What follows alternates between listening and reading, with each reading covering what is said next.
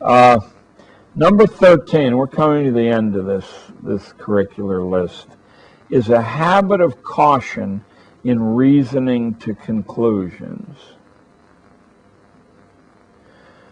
Should Iraq be invaded by the most technologically sophisticated military in the history of the planet, and should hundreds of billions of dollars be allotted to that purpose? Well, maybe it should and maybe it shouldn't.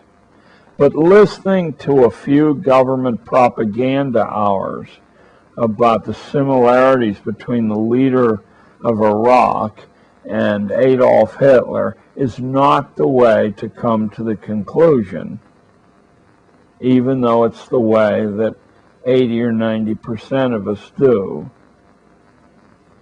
And finally is the constant development and testing of judgment.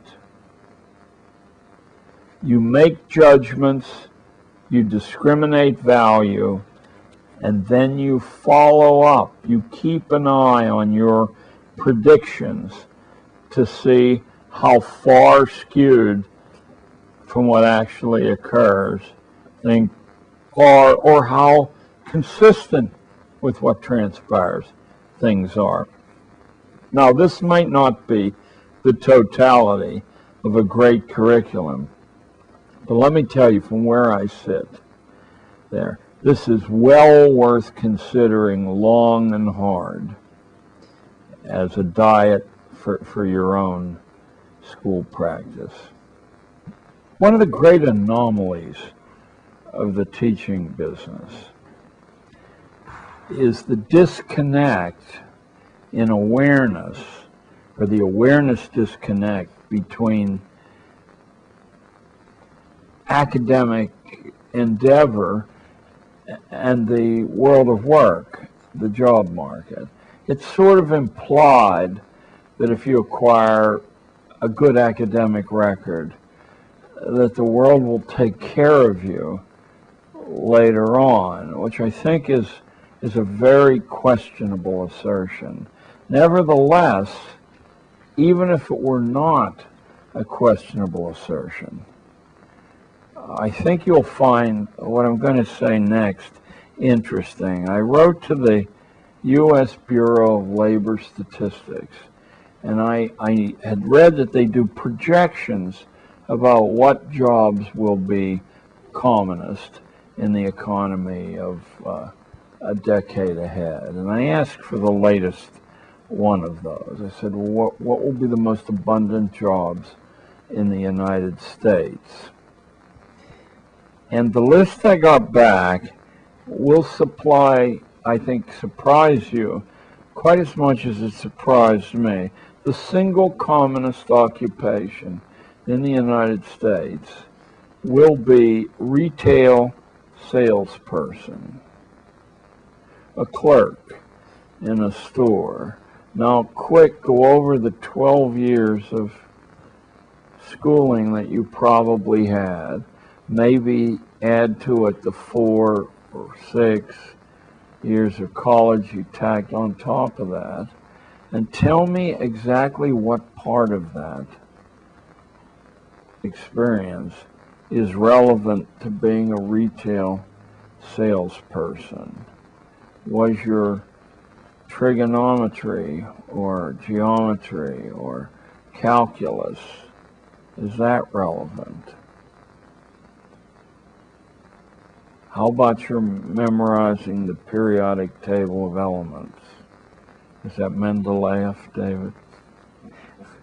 Okay, the number 2 job in the United States will be registered nurse, which is kind of interesting. I've always felt in my own life that the nurse was far more important a part of the medical team than the doctors I encountered, present company accepted there. But once again, if you try to find a fit between the diet, the scholastic diet, and what's required of a nurse, there's a bit of a disconnect. The third most important job in the United States will be cashier. I don't need to comment on that. Number 4 is general office clerk, which speaks for itself. Number 5 is a job that's always intrigued me. I wish I had gone for it. It's truck driver.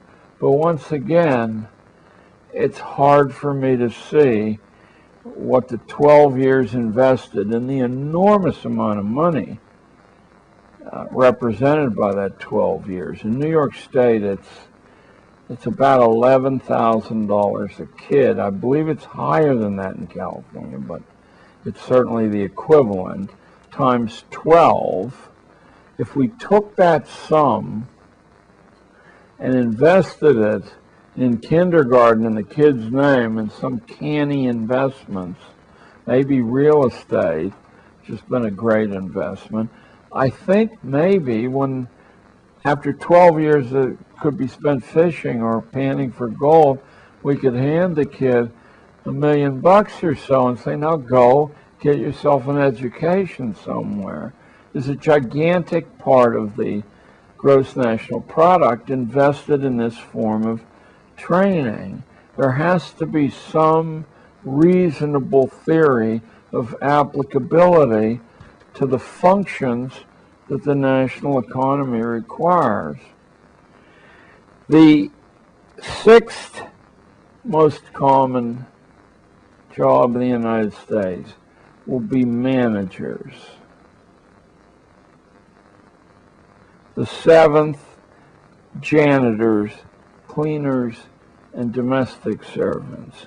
The eighth, nurses' aides, orderlies, and general attendants, ward attendants.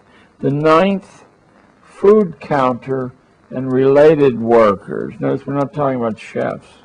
We're talking about food counter workers. And 10th is the honorable profession that acting could not survive without: wait persons. I would prefer to say waiters and waitresses.